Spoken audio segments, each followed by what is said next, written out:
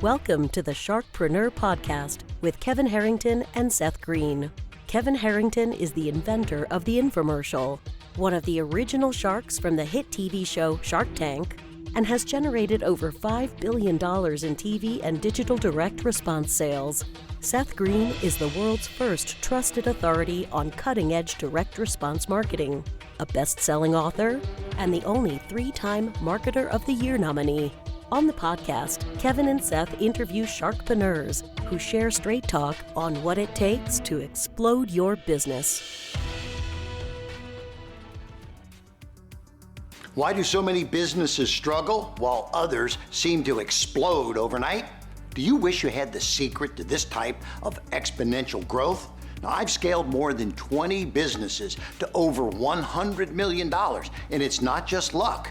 In my new book with Mark Tim, Mentor to Millions, you'll learn the repeatable framework I use in all my business ventures for massive success. Order at kevinmentor.com and get over $1,000 in bonuses. Head to kevinmentor.com.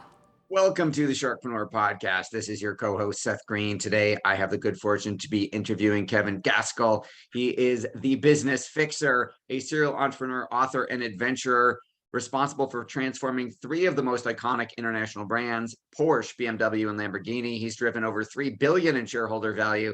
He is the best-selling author of some amazing books that we are going to talk about today, including Chasing Giants, which I read cover to cover multiple times, couldn't put down.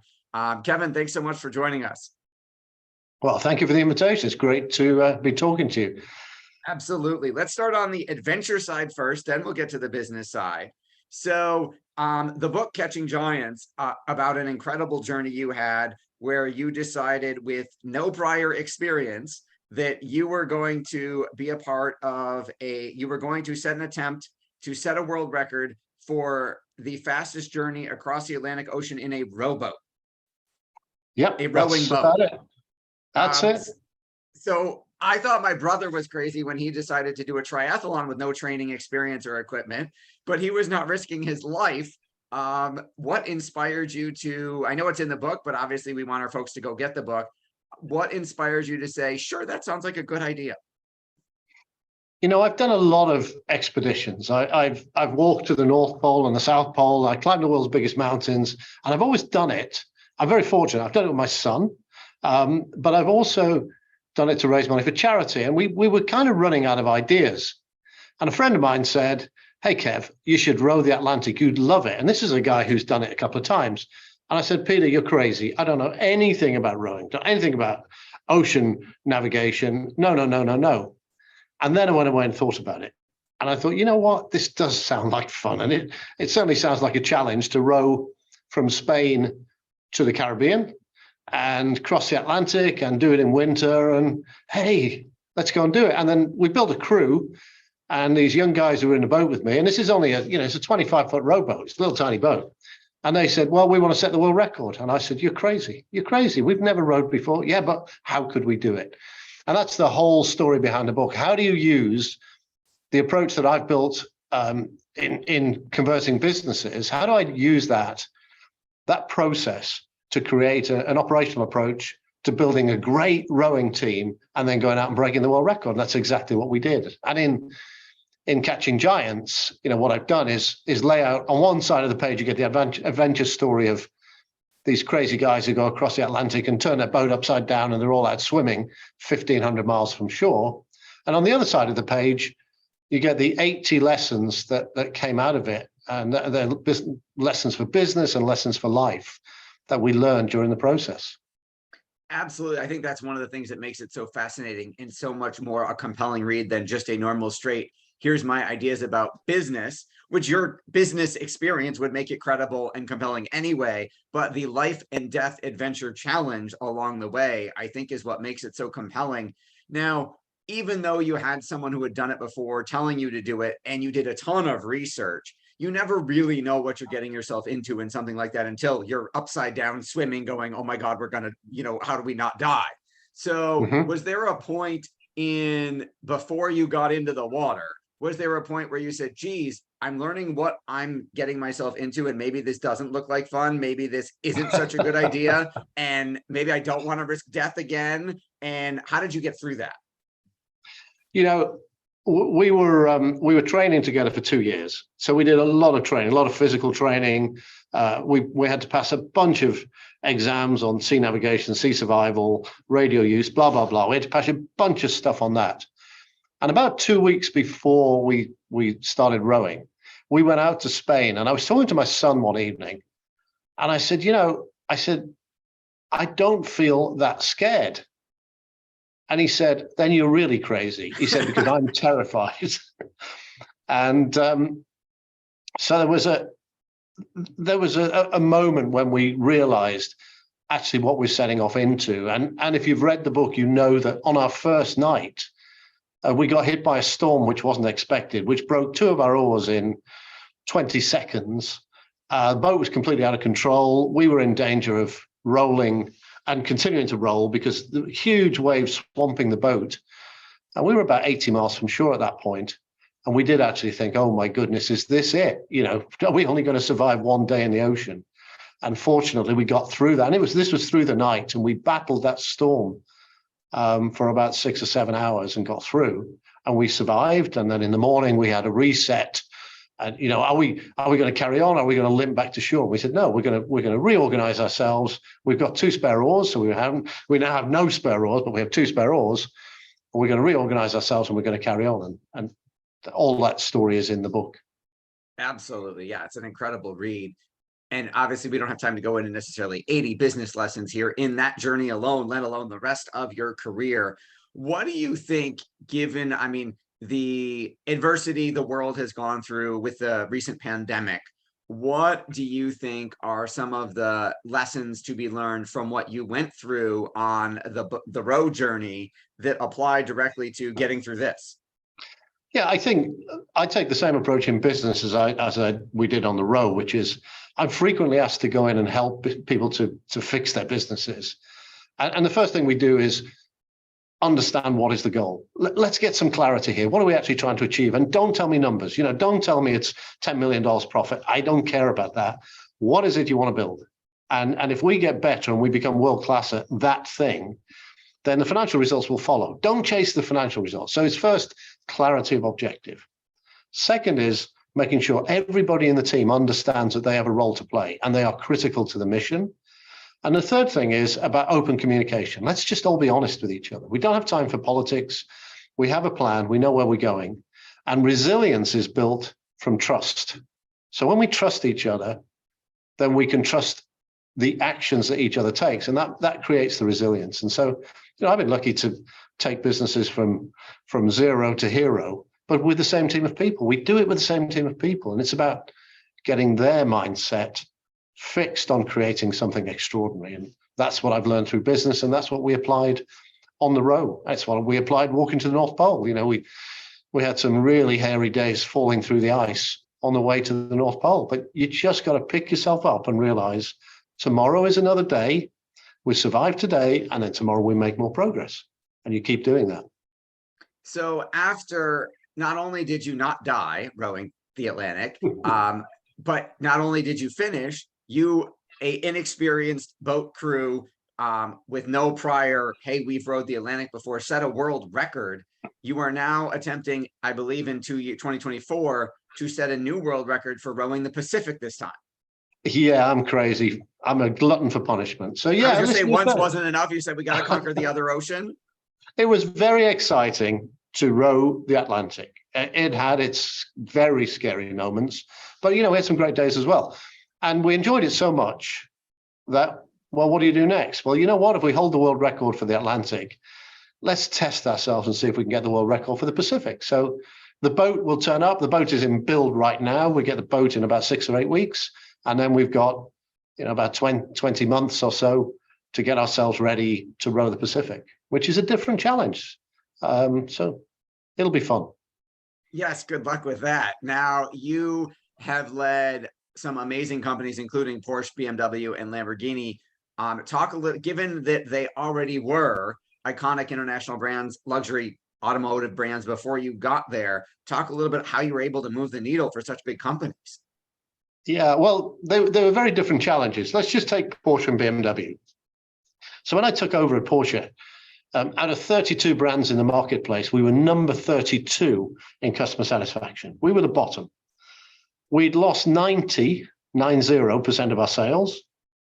We were losing 20% on every car we sold, and we had 3 years unsold inventory.